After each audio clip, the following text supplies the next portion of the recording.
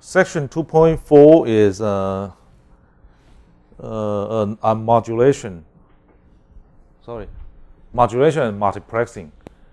Here it's called, sometimes called digital modulation.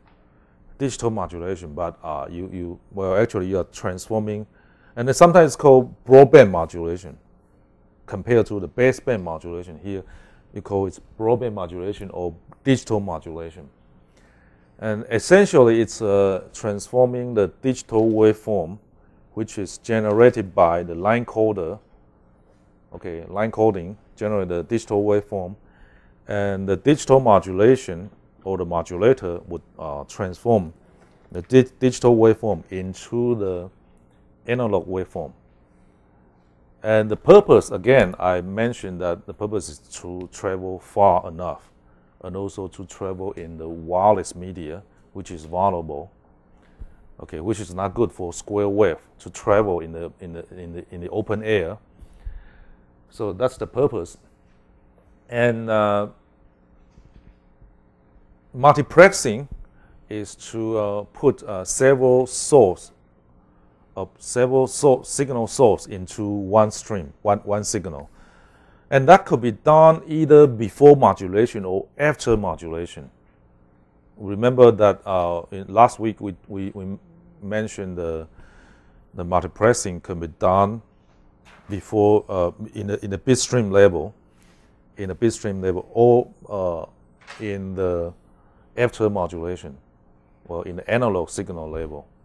So, okay, so we'll see these two.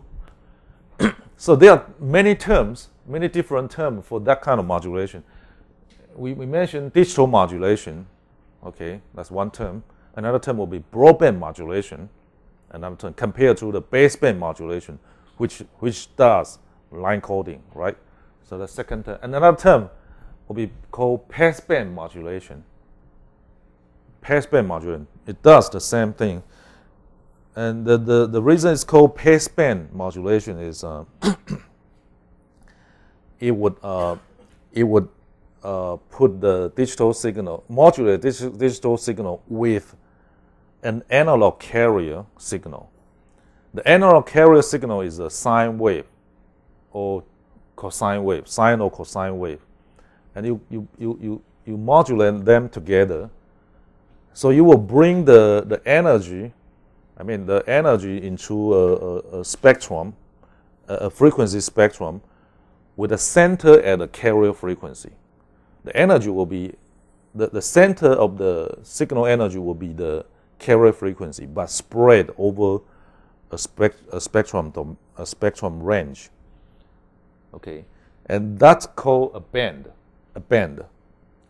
And why it's called passband?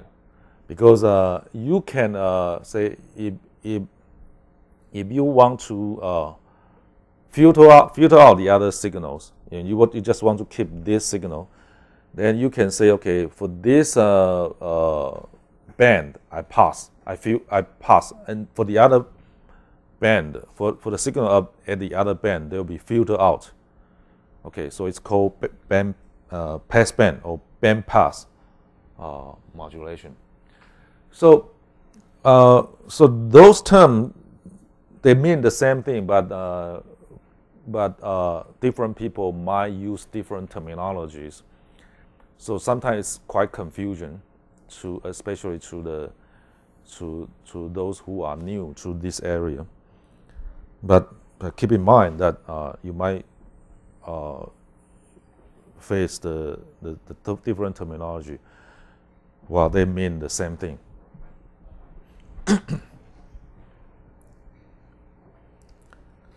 Okay, and the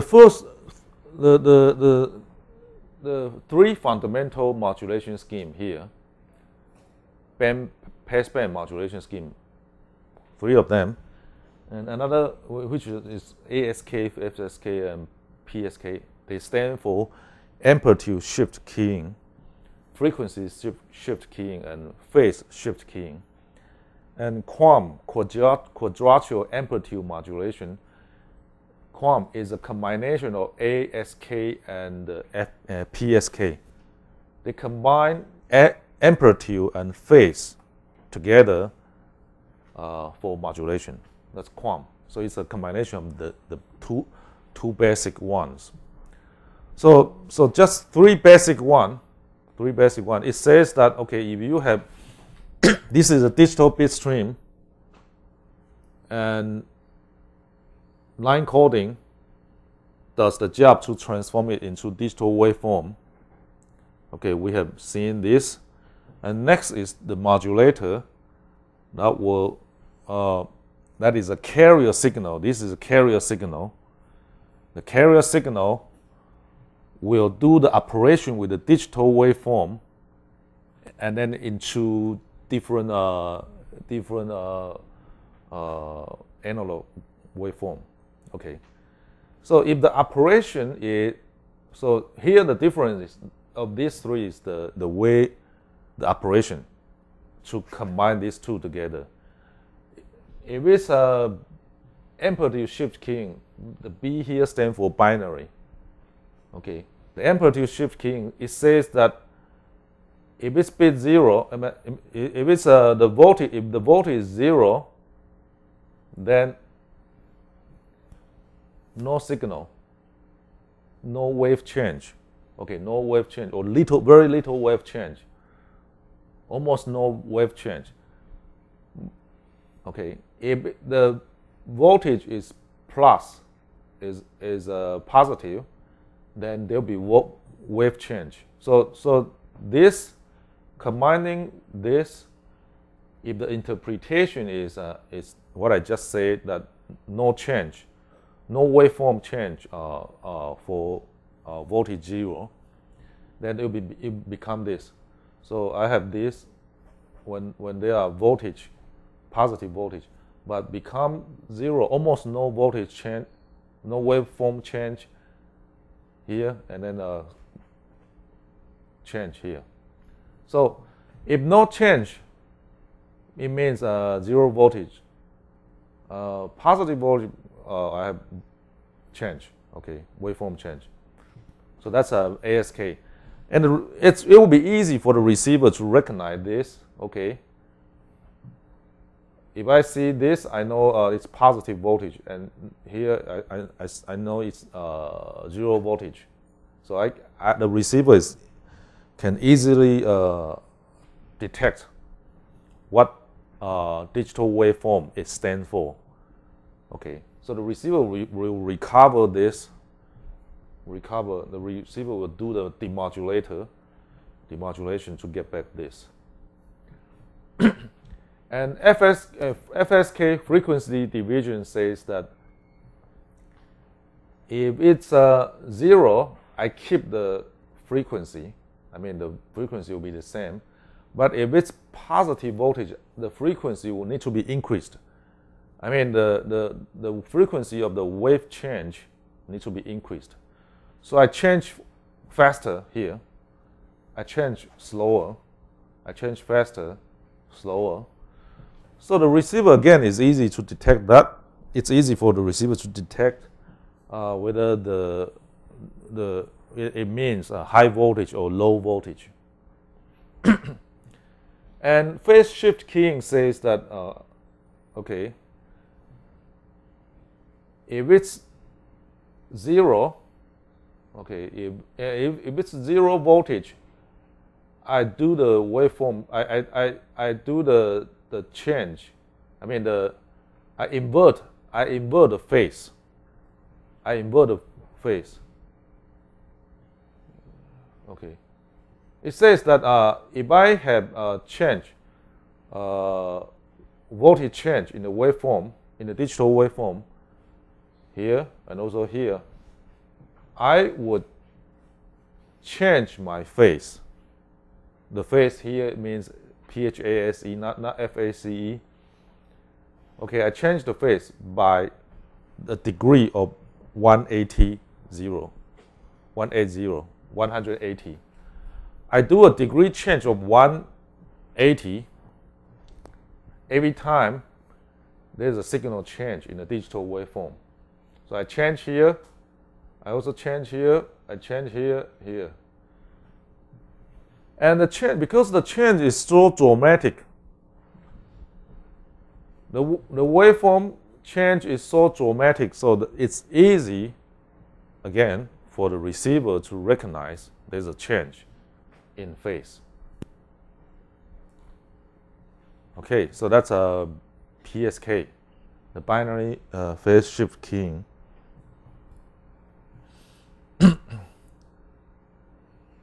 So all of them bring the combine the carrier frequency with the digital data waveform into something like this, and then they'll be put into the medium for transmission, into the channel.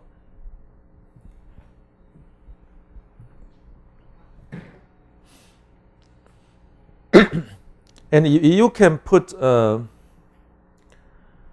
a constellation diagram to represent the amplitude change, amplitude and phase.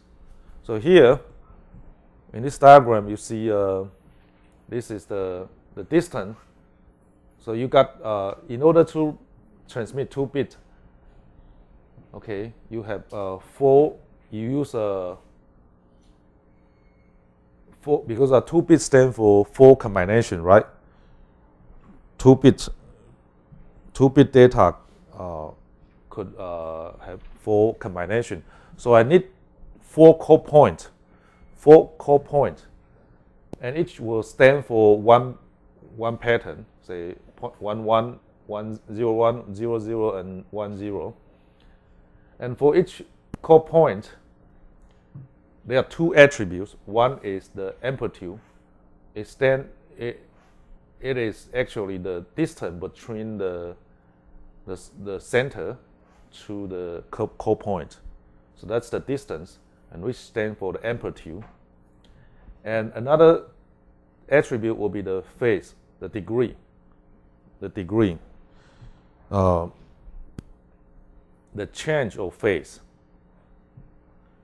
Okay, if I have a degree of 45, it stands for that I'm sending a bit 1 1, the bit pattern of 1 1. So by looking at the amplitude, which is the receiver can detect this, and also the receiver can check the phase change, the degree of phase change. By checking these two, the receiver can tell which core point the transmitter is trying to tell me. The transmitter is trying to tell the receiver, okay, I'm sending you a core point in just one signal, element. I want to send you 2-bit, and I would use amplitude and phase to signal you, to tell you what core point I'm sending. But here, since every core point of these 4 have the same amplitude, right? So this parameter doesn't help. But here, the phase does help. The phase change will tell me, tell the receiver what core point the transmitter is trying to tell. And this example probably is too trivial to tell the essence of this diagram. But if you take a look at a more complicated example for this one, so this is actually used in a 16 QAM. As I mentioned, shift keying and phase shift keying. And it says that, so for this circle, I have 4 core points, and this, I have another 4, another 4 here, and another 4. So totally I have 16 core points on this diagram. And if the sender is trying to tell, so for this, I have, I can send 4 bits, right? Since I have 16 core points, so I can send 4 bits in one signal element. Okay. And if the transmitter try to tell if this call point to the receiver, say if this call point stands for the bit pattern of 1101, say 1101, for example, 1101. So everyone, the receiver and transmitter agree that this call point is 1101. Then how can the transmitter signal the receiver, I'm sending you this call point? It would generate a signal, a waveform with this this amplitude. The amplitude value will be from this to the center with this amplitude, with this amount of amplitude, with a phase shift of this. I think this will be 180 plus 45. That'll be 225, right? 225 degree. So I do a phase shift of 225 degree. I do a sudden phase shift. Well, this is sudden phase shift.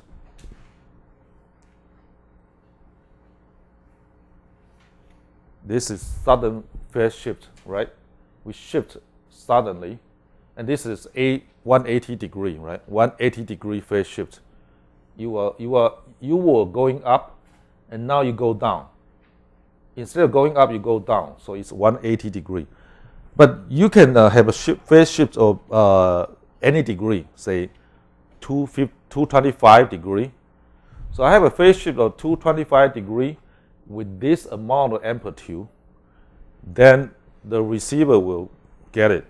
Will know, okay, I know you are sending me this call point, and it stands for 1101, the bit pattern of 1101. So within that signal element, I know you are sending me 1101, and it would do the job. So I can create this. You can have even more complicated consolidation diagram of this. That's 64 QAM or even higher. I don't know whether. Oh no, that's the highest. That's the highest. You can have actually there are a system using 256 QAM. So that'll be 256 call points on the diagram. And it could be rectangular. For this example, it's rectangular. And you need to tell, okay, if I'm sending this, you need to be accurate. As a transmitter, you need to be accurate about the amount of phase shift, and also the amount of amplitude from here to here, the amount of amplitude. It might be very close to this in terms of phase shift and amplitude, the amount of amplitude. So this and this, the receiver needs to tell, okay, for this, the amount of amplitude and also the amount of phase shift, which will be different from the amplitude here and also the phase shift. But they are quite close, right? So the receiver must be what? Sensitive enough to tell the difference. As a receiver, you need to tell, okay, this phase shift is 225 instead of 235.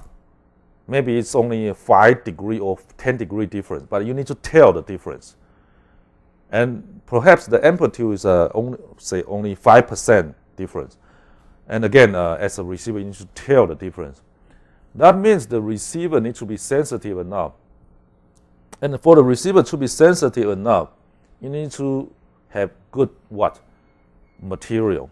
I mean, the receiver material needs to be sensitive enough to tell the difference. And then to manufacture those transmitter and receiver, it will be more expensive. So if you are having a more QAM 256, then the component will be more expensive compared to 16 QAM or lower. Okay, so that's the idea of this diagram.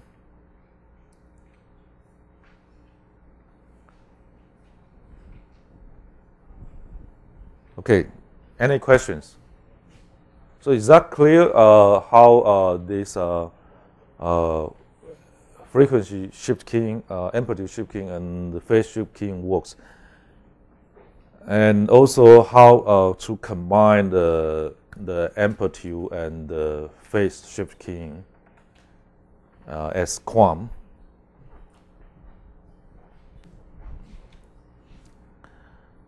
Okay.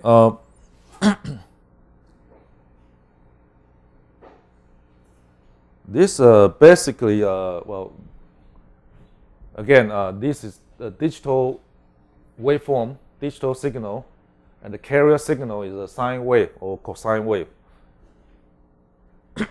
And then if it's an amplitude shift keying, you got this. Very little amplitude here, high amplitude here. Frequency shift keying, okay, low frequency and high frequency. Phase shift keying, you change the phase by 180 degree. And there's a scheme called differential phase shift keying. It says that you only change when you have the high voltage. If it's low voltage, you don't change. You don't change. But if it's high voltage, you change. You change. No change here. That's differential phase shift keying. And we have seen this diagram, from the basic two core points. So at least you have two. If you want to signal 1 bit, send 1 bit, you need to have 2 core points. You want to send 2 bit, you need to have 4 core points on the diagram. 3 bit, you need to have 8 core points. 4 bit, there's a character missing here. There should be a B3. So it's 4 bit from B0 to B3. And then you need to have 16 core points.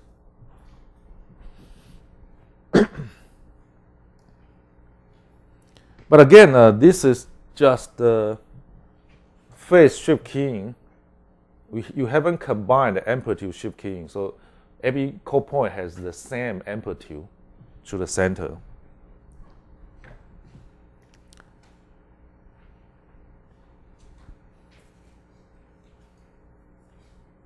Okay, I'll skip this. Actually, when you combine this and this together to form this, if it's just this sine wave, we say last week we talked about the frequency spectrum, right? And then there'll be only you have only energy.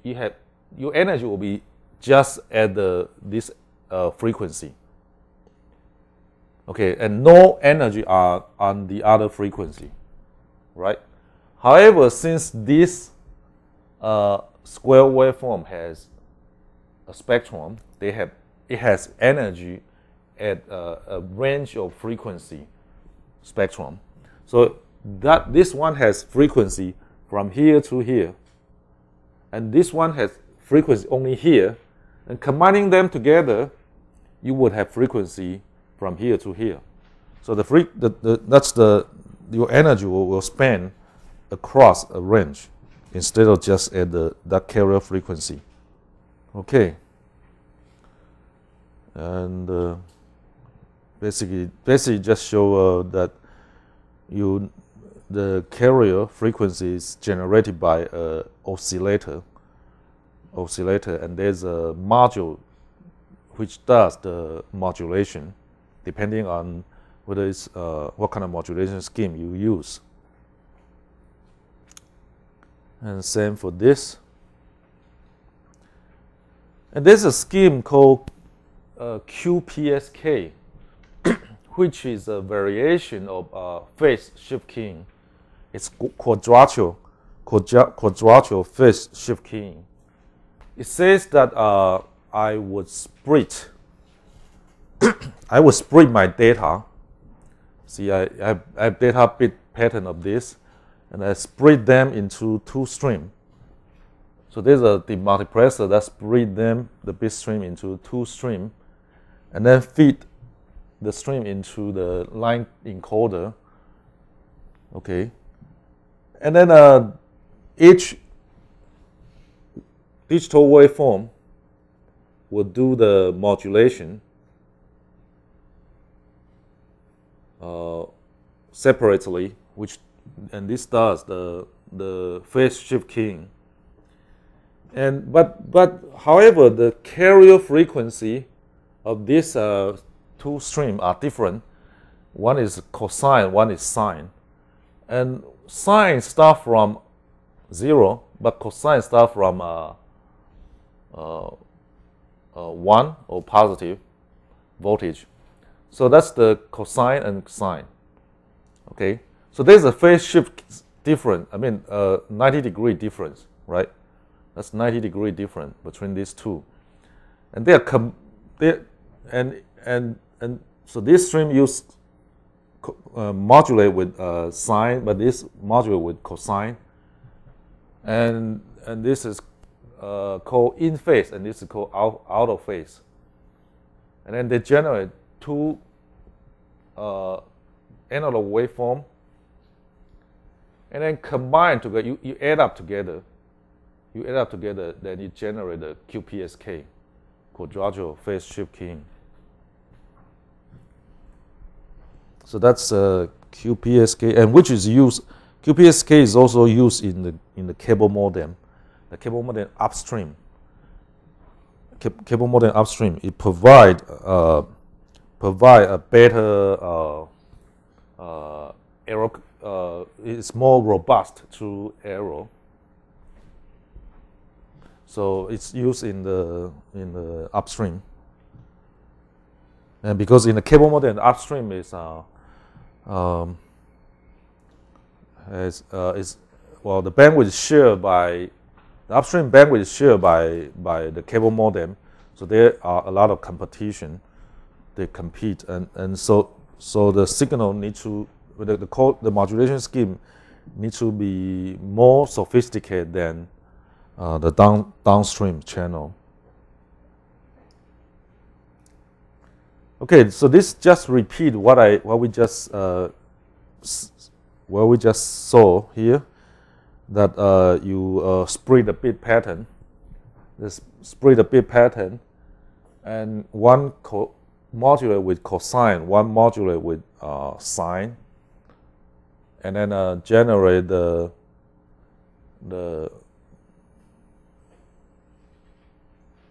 signal, the I signal and Q signal, and they have phase change at different points, and then add up together to form the resulting signal. Okay, and we have seen this from 4 QAM to 16 QAM, and they could be in the shape of the circular diagram or the rectangular diagram. And as long as you can tell the amplitude, the receiver can tell the amplitude and the phase change, then it's fine. And again, a rectangular diagram, 1664 QAM. Okay, so that's conclude the modulation part, and next we'll see the multiplexing. And multiplexing is about you have multiple sources trying to use the same channel,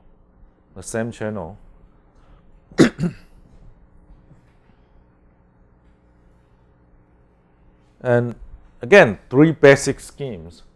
One is the TDM, time division multiplexing, and then FDM, frequency division multiplexing, and then some others. So let's look at just the time division, frequency division multiplexing. And you have 3 traffic source. Okay. And you want to transmit on the channel, and the channel is the TDM channel slotted. Okay, what you do is that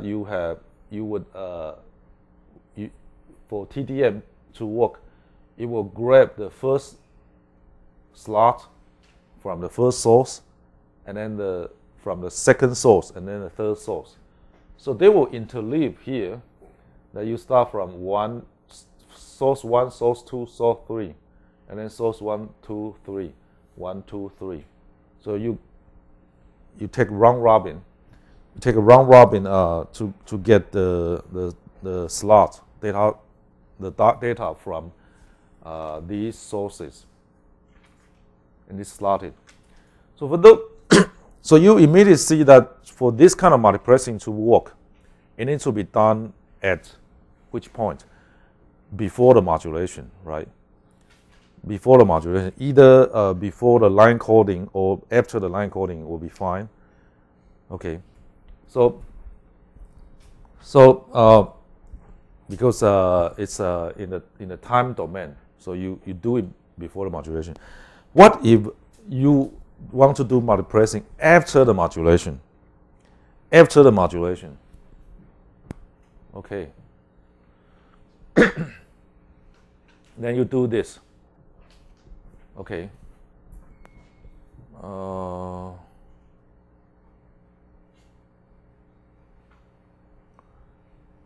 See, I want to. This is FDM. This is my square wave, and I have 3 sources of this square wave. I want to combine them together, and what I do is that I do modulation first. I modulate the digital waveform with this carrier signal, and then this with another signal, carrier signal, and this. And the difference between this carrier signal is frequency. This is low frequency, and this is middle frequency, and this is high frequency. So they will be modulated into different frequency in a spectrum, and then add up together. So the signal will propagate, and because they are different frequency in the frequency domain, they represent different spectrum area. So this will be in the low frequency area, and this will be middle frequency, and this will be high frequency. So in the frequency domain, their energy is scattered around, and they don't interfere with each other. As long as their frequency spectrum region does not overlap, then they don't interfere with each other. So they can go through the channel, pass through the channel concurrently without interfering with each other. And at a receiver, you would separate. How to separate them? You would have a bandpass filter. Okay, see, I have a bandpass filter for this here. It's a low bandwidth pass, low band pass, and this middle band pass, and this high band pass. So the high band will pass, and the middle band and low band will be filtered out. So I will grab only the high frequency energy or high frequency signal back, and then I get this, and then I do demodulation here. Okay, to get back my square wave. So essentially, we are doing the multiplexing after the modulation. We do the modulation first, and then add up together, which is multiplexing. However, the modulation frequency, the carrier frequency, needs to be separate. Low, high, middle, and high. They need to be separate so that you can add up together without interfering with each other. So here you do multiplexing after modulation, but here you do multiplexing before modulation or without modulation. Perhaps I transmit just this. In this diagram, it does this. It transmits the digital signal directly without modulation. And one question will be, can I do TDM and FDM together? Yes, you can do TDM first, and then FDM. TDM first, and then FDM. So then, you would have, say, I have 3 traffic sources. Okay, and they do TDM, and then I have another group which does TDM. So I probably have an array of TDM channels, and I can further multiplex those TDM channels together by FDM. So for this, I would modulate with a carrier frequency. For the other TDM channel, I can modulate with another carrier frequency, which is far away from this carrier frequency. So again, I can have several carrier signal to modulate with each of the TDM channel. So essentially I'm doing FDM after TDM. Okay. However, can you do FDM first and then TDM? Can you do FDM first and then TDM? No, because it's already in analog waveform. You can't do TDM anymore.